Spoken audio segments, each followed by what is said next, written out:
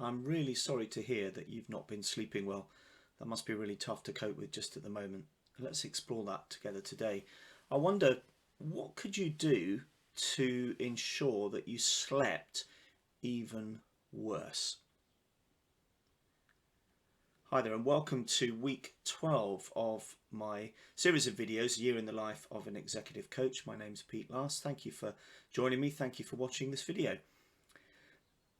I'm doing a little series at the moment on the power of questions and the importance of different type of questions. And I guess that question there, how could you sleep even worse, is what we might call a paradoxical question. It doesn't really make much sense, but actually in a coaching context, that can be a very powerful question.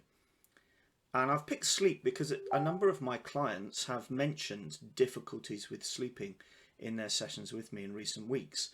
I guess it's inevitable, isn't it, at the moment? A lot of people are very anxious about their positions, they're anxious about their jobs, anxious about money, anxious about the future, anxious about their health. And all of this builds up and can actually stop people from sleeping properly. So a number of clients have said that, and I thought maybe let's just explore how perhaps sometimes using paradoxical questions might help us gain a better insight into what's going on there. In my reading and development as a coach, in some of the reading I've done, what I've just described is actually called reverse brainstorming. So we all get the concept of a brainstorm, don't we, or a sort of mind map, whatever you want to call it, bringing ideas together in order to solve a particular problem. But the idea behind reverse brainstorming is literally just to go, well, how can we make this situation worse? So if a client says to me, I'm really struggling with sleep at the moment, okay, well, how would you make that even worse? So I guess there'll be a number of things you could do, couldn't you? You could take a nap in the middle of the day so that you are not tired when it comes to bedtime. That would be good. Have a really late meal with loads of alcohol. That would be good. That will keep you up. Then after the meal, drink loads of caffeinated coffee, maybe 2 or 3 cups of coffee.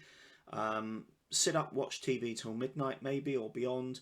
And then when you do finally go to bed, take your phone with you. Make sure that you are, as you're in bed, you are on your phone and you are checking your emails or updating your social media profiles.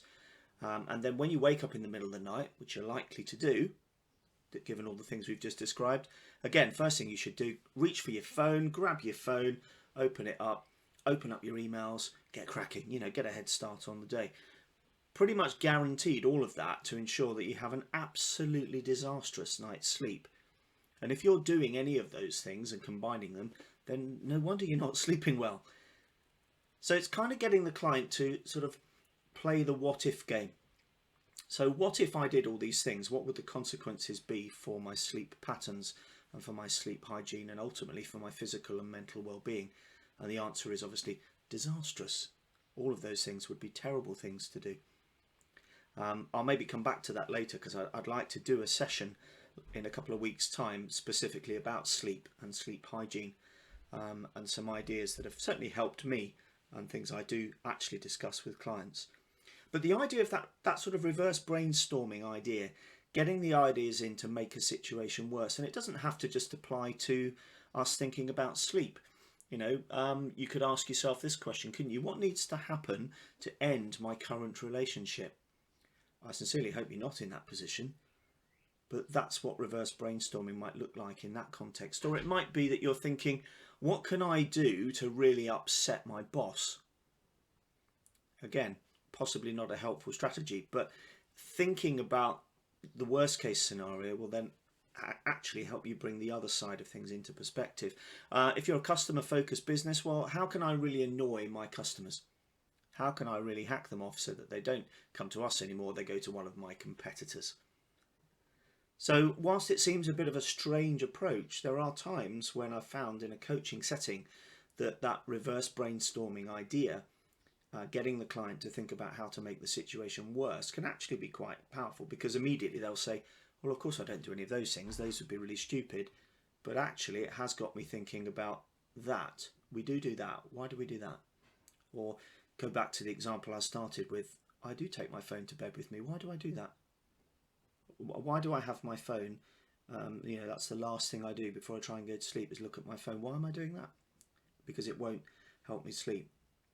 So whatever your setting, whatever question or issue or problem you're facing, maybe this week have a go at a little bit of reverse brainstorming. Quite fun to do, especially if you do it with a team.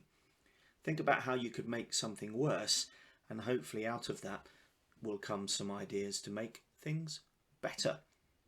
Anyway, thanks for watching. Thanks for engaging. Feel free to leave some comments, and I'll be back next week. I'm going to do a couple more weeks, I think, on different types of questioning, and then I think I'll come back and look at sleep in a bit more detail. But have a good week. Thanks for watching.